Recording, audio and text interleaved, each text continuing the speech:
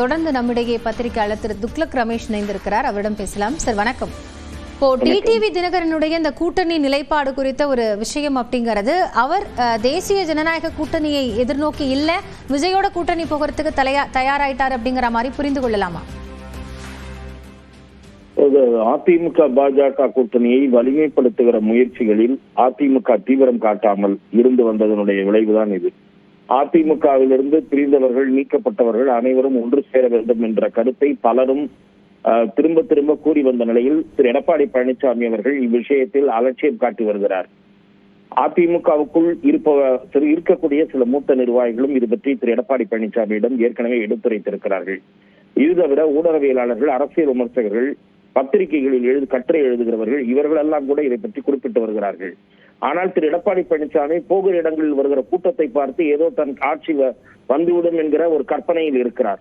அதிமுக பாஜக இப்போது இருக்கக்கூடிய இந்த கூட்டணி வடிவம், இந்த கூட்டணியில் இருப்பது யார்? அதிமுக பாஜக தமாக.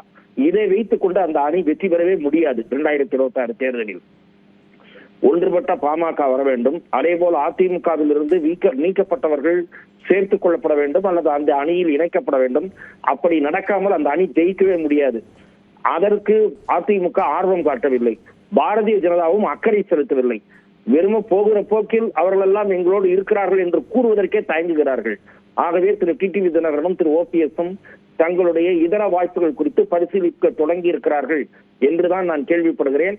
அதனுடைய அடையாளம் தான் திரு டிடிவி தினகரனுடைய பேட்டி. நன்றி திரு துக்ளக் ரமேஷ், இணைப்பிலிருந்து உங்களுடைய கருத்துக்களை பகிர்ந்து கொண்டமைக்காக.